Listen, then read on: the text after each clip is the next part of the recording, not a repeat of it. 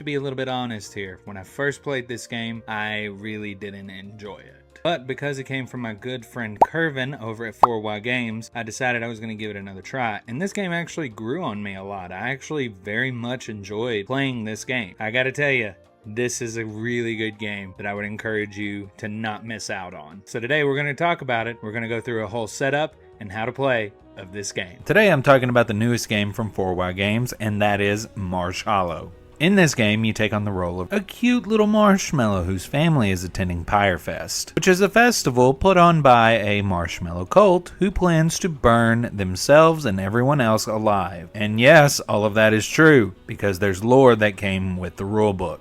And let me tell you, it's really interesting. Anyways, on your quest, you have a few critters that tag along with you, specifically a bunch of swamp creatures. Your goal is to save your family, stop Pyrefest, and escape as quickly as possible. This is a 1-to-4 cooperative flip and right game where players have 18 rounds to complete 4 tasks. 1. Rescue all of their family members. 2. Hinder the monks from intensifying the flames of the pyre. 3. Save enough water to stop the pyre. 4. Cover at least one of the brick cases at the end of the staircase of the altar. Please note that pyre and altar will be interchangeable throughout the course of this video due to my own choice of wording. Along with that, anytime that I use the term hours, they will be referred to as rounds, meaning players have 18 rounds to complete all of the tasks in order to win the game. So what we're going to do first is we're going to take a look at everything that comes on the inside of Marsh Hallow.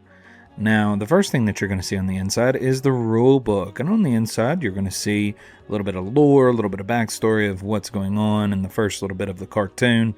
And then you're going to get into the actual rules and understanding the game. And that's everything in the rule book. Now, let's take a look at this tuck box. And on the inside, you're going to see these are where the transparent cards are. And you can see the beautiful artwork that's been applied there, as well as the different symbols and other things that you can find within this card deck. After that, we're going to find the dashboard. This is where it's going to be talking about weapons and your special abilities and the things that you're going to find throughout the map. We'll get into more on that in just a moment. Next up are these pencils. This is what players are going to need as they move throughout the map or if they use anything on the dashboard. Then finally we have the map itself. They're all the same, but the game goes differently, and we'll get into more on that in just a little bit. But look at the beautiful art that is on this thing. And that's everything that's on the inside of Marsh Hallow. Now, let's move on. Now that we've seen everything that's on the inside of the box, we are going to discuss how to set up a game. Now, there are 3 phases to the setup. The first phase are the materials. In order to set up a game, all players are going to receive the following components: a map, a dashboard, and a pencil. Each player will receive their own of these components. Next, players are going to shuffle the movement deck and place it in the center of the playing area. This deck will be used throughout the game to help players move along the map and save their family. Now that is the materials phase, and once it is complete, then you move on to the next phase, and that is setting up, finding the family. Each player will draw 3 cards from the movement deck, placing them face up. The center of the card is going to show a unique character on the map. You must circle the 3 matching characters from the cards on your map. These 3 that you've circled on your map are your family members, and you have to save them before the end of the game. Now you get to choose one of the family members to save first. This is where you're going to begin at the beginning of the game. During the first hour, players will cover this family member with one of the shapes displayed on the card. Now we've done the first 2 phases of setting up. Now it is the final phase of setting up a game, and this phase is called Deal Your Fate. Now the family member that you've chosen to save first, you keep their card. As for the other 2 cards, you are going to return them to the deck. You're going to shuffle the deck, and you're going to deal 17 cards face down. These 17 cards are going to represent the remaining hours of the ritual. Place the 17 cards into a tuck box, then return the remaining shuffle cards to the game box. They will not be used any further in this game. And now, you're ready to play Marsh Hallow. Now, during each hour, players will have 3 phases that they will go through: the run phase, the water gun phase, and the dun dun dun dun dun phase. These are the phases that players will go through on their turns throughout the entirety of the game. Now we're going to take some time, we're going to look at these phases, and we're going to learn how to play the game. During the run phase, players will travel the map by placing the shapes displayed on the movement deck cards that are drawn at the beginning of each hour. So let's look and see what that means. Each card will have a choice of 2 shapes represented by the animal allies at the bottom of the card. Players have to choose between those 2 shapes as you navigate through the map. Choose one shape, replicate it by drawing it on your map. You do not have to choose the same shape as the other players. You can choose whatever shape that you want. As well, you are allowed to rotate, mirror, and reflect the shape before placing it on the map. Now the run phase is going to be the exact same routine from hours 2 to 18. The only difference is the unique shape you placed at the first family member location in hour 1.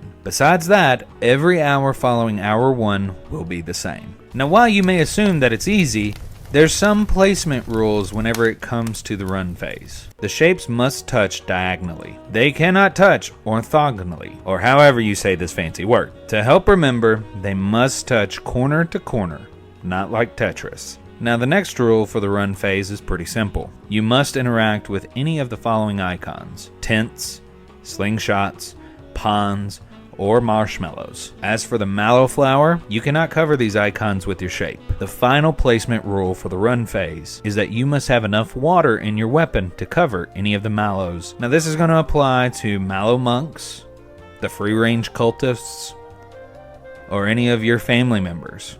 If you don't have enough water, you can't place a shape over them. So you have to be careful with how much water that you own. And that's all of the placement rules when it comes to the run phase. Now we need to focus on a few more important factors when it comes to this phase. Now let's talk about some certain occasions that will happen during the run phase. To be honest, there will be some times when the shapes that are provided to you from your swamp friends will not be helpful to you at all. So when that happens, you need to call on the Spirit of the Hollow. Now what in the world is the Spirit of the Hollow? Well, this is also known as the Rougarou, a shape-shifting werewolf spirit that lurks in the hollow. To summon the spirit, you must draw on the teeth of the spirit on your dashboard. Choose any tooth that you believe that you will need. Now you possess that shape and you can put that on your map as your movement, and you can ignore the card that was pulled. At this point, you're allowed to summon the spirit up to 5 times per game. Each time you summon it, you must shade in another tooth, and now you have to use that shape of the non-shaded teeth. Each time you use it, the summoning becomes weaker and weaker than the previous use, so be sure to use your summonings wisely. Now, the next thing you need to know about the run phase are the water balloons. Players will be receiving water balloons as you go throughout the map. Whenever you save a family member or you loot a tent, you must shade in the circle icon of the water balloon section of the dashboard. Water balloons are a good use for the following: cover an extra space next to an existing shape on the map at any time, cover a marshmallow with a shape without having to use any of the water, and water balloons can be used whenever players reach a slingshot. And we'll get to that in just a few moments. Whenever a player uses a water balloon, you must X out the shaded area under the water balloon icon. Now, another part of the run phase are the elemental abilities that occur. Each shape on a card represents a unique color and texture which builds to activate a special ability. The abilities are Scout, Rain, and Quake. The first ability is Scout. Scout is a representation of the element of air. Players can use this ability to look at the next card and decide if it needs to be the next hour or move to the bottom of the deck. The second ability is Rain. Rain is representative of the element of water. You use this skill to allow players to restore one of their used water, and when it has been crossed out, when the ability is activated. The third ability is Quake. Quake is a representation of the element of ground. When players use this ability, they can move one square to a new location as long as it connects to the rest of the shape.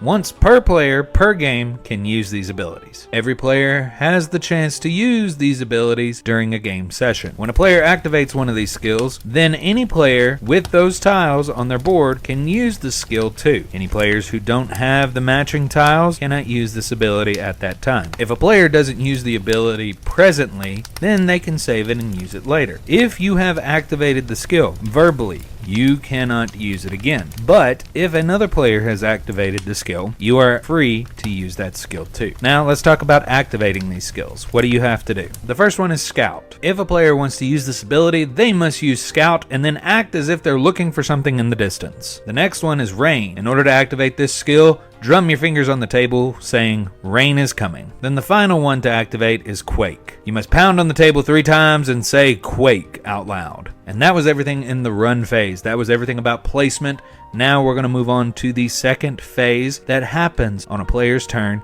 each and every round, and that phase is the water gun phase.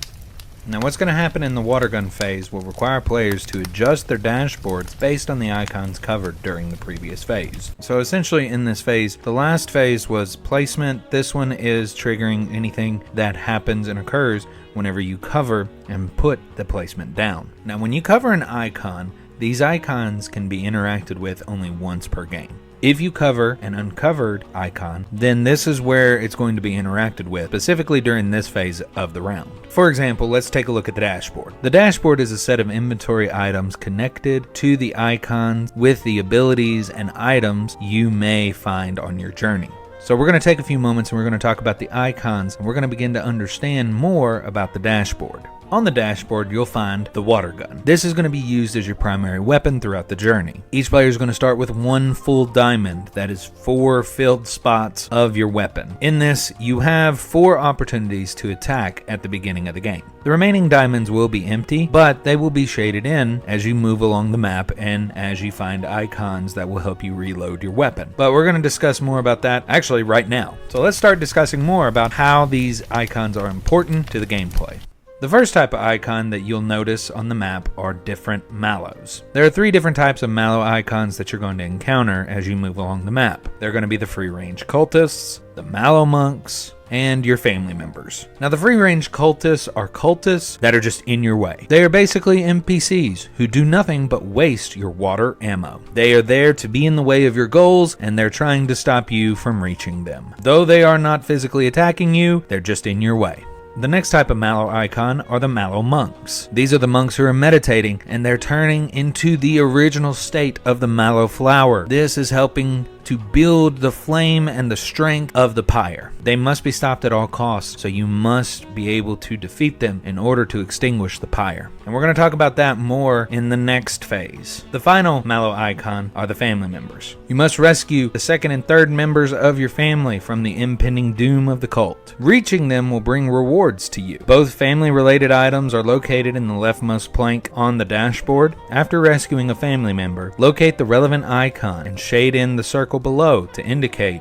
their acquisition. Now there are more icons that you're going to see throughout the map. Here's what you can find: the tent loot, slingshots, ponds, hurricane water cannon. Let's take a deeper look at these icons. First is the tent icon. Throughout the map, there are 3 tents. When you place a shape onto a tent, you will be going into that tent, looting from it, and taking the supplies from the cult: a water gun, water balloons, and restoration. Players are going to receive an extra water gun. This extra weapon will be empty, and you must fill it in at a pond before using it. Players are going to go and receive 2 water balloons to use at a slingshot or as one of the square shape extensions. The restoration tent is where players will go and replenish their weapons ammo. Now the next icon that players are going to encounter are slingshots. Slingshots are used to eliminate mallow monks on their own map or the map of another player. Remember, this is a cooperative game after all, so you can help out your fellow players by using a slingshot. As long as a player has 2 water balloons, they can use the slingshot icon and use it on those separate maps. The third icon players can find are pond icons. Ponds are used to refill equipped water guns. There are 3 pond icons throughout the map, all doing the same exact action. Now once you reach the pond, as I've stated, you will need to refill your equipped gun. So let's use this as an example. I've reached the pond with 1 water droplet left of ammo in my starter gun. I refill my gun and I mark out the first diamond and move to the second diamond right under the first diamond. And I begin to shade in the 4 water droplets that are there. Now, my equipped weapon is fully loaded. As well, whenever a player reaches the pond icon, not only will they be able to refill their starter gun, but they will be able to refill their secondary water gun if they've looted the water gun tent. Players must fill the 4 water droplets on the right side of the dashboard in order to show that they have refilled their water gun. Now on the left side of the dashboard is the water gun you receive if you save a family member. This will only have 1 piece of ammo. Going back to the example, if I reach the second pond, then I will need to mark out the second diamond on my starter gun, the first diamond on the water gun that I looted from the tent, and the first diamond on the water gun that I received from my family members. Shade in all of the weapons on the following row, just as I had mentioned, and then you are completely refilled and ready to go. And that's everything on the pond icons and what they're able to do. The final icon is the Hurricane Water Cannon icon. Whenever a player reaches all 3 ponds on the map, they will find a piece of the legendary Hurricane Water Cannon. When it's unlocked, the Hurricane Water Gun is immediately equipped to the player, and then they're able to have an additional 10 water droplets of ammo. So you will have a massive weapon that you can use from that point forward. And that is everything when it comes to navigating Phase 2. Now, let's move on to the final phase. Phase 3, the dun-da-dun-dun-dun phase. Now in this phase, the dun-da-dun, you know what, I'm not gonna do it anymore. I'm tired. Leave me alone. In this phase, this is what's going to happen at the end of each hour. The pyre is going to grow stronger and it's going to become more difficult to extinguish. At the end of each hour, count the remaining mallow monks that are left on the map and track the pyre's intensity. Players will shade in 5 petals for each undisturbed meditation circle, which will be any of the 4 monks around a flower. Now that's if there are any meditation circles that are not disturbed. Now if you have some that are disturbed, shade in only 1 petal for each individual monk that is not disturbed in that circle. As each hour passes for the ritual, the pyre intensity will stack and grow to 20 petals per hour, maxing out at 230 petals. Now that's all of the phases that we have to talk about for each round. You're going to continue on through this for those 18 full rounds. But now let's take some time and we're going to transition to talking about the end of the game. After the 18 hours, the ritual ends. Players will need the following objectives completed: rescue 3 family members, stop the monks from intensifying the flame by covering up at least one of the circles, storing enough water in their ammo to extinguish the pyre, and covering at least one of the brick spaces at the base of the altar staircase. If players have completed all of these objectives, then they can move forward to the scoring to see if they have won. One player has not even completed all of the objectives, then all of the players will lose the game. But if those objectives are completed, now it's time to see about the scoring. So, count up any unused water ammo and unused water balloons at the end of the ritual. Each one counts for a victory point. The maximum amount of points to score per game is 23. After counting, add a 0 to the point total and circle the corresponding number on the pyre intensity track. If the circled number is greater than the pyre's tracker and petal count, then the players win. Here's an example to better explain what I'm talking about. Let's say I end the game with 16 water ammo. I would circle 160 on the intensity tracker. The pyre's petal count is 157. Since my score is higher, I win the game overall. Now that's in a solo game. In a group setting of 2 or more players, the group's total points are determined by the player's individual score. So again, let's go back to another example. The pyre's score is 213 points. Player 1's individual score is 230. Player 2's individual score is 214, but Player 3's individual score is 200. Players 1 and 2, their scores are above the pyre's score. Player 1 is 17 points higher, so that is 17 points total. Player 2 is 1 point higher, so that is 1 point total. Player 3, though, is lower than the pyre points, so they are 13 points lower than the pyre. So contributed to the amount is negative 13 points. So the players are going to take all of that number, 17 plus 1 minus 13, and that's going to equal out to a total of 5. Since the points are not negative, everyone wins the game. Hooray! Good job! Nice. Now we've discussed what comes on the inside of the game, how to set up a game, we've discussed the rounds, phases that happens in those rounds, we've discussed the end of game objectives, and how to score the game. But there is one more thing that I need to let you know about this game. That tidbit of information is that you can alter the difficulty setting of each game. Yes, you have the option to make the game less difficult or more challenging. Each setting will change the game, and here's how. So let's start with the easy mode, family friendly mode. In this, players will start with 4 fully loaded water guns with both your starter weapon and the one that you would acquire from a tent. The movement deck shapes can be placed either at the corners or with the sides touching previously placed shapes. Next is medium mode, which is also the standard mode, which is what I talked to you about. In this mode, the Mallow monks are required to be completely covered with shapes by hour 12. Otherwise, the circles are restored and rooted. Like the flowers, rooted monks become environmental obstructions. Players can no longer cover them with shapes, and the pyre intensity is escalated very quickly. So you must cover the Mallow monks before the 12th hour. The next mode is hard mode. You've arrived late to the ritual. There are only 17 rounds to achieve your goal. As a consequence, players must shade in 4 full flowers at the beginning of the game with 20 pyre intensity. Then finally, there's insane mode. Simply take the modifications from both medium and hard mode, and that's what you need to play. And that's how you play a game of Marsh Hallow.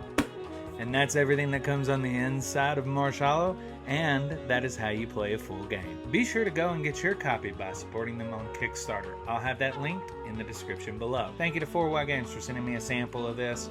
I'm super excited to own this as well, get my copy later on. So with that being said, I'm Drew. This is Welcome to Boredom, and I'll be sure to see you in the next video.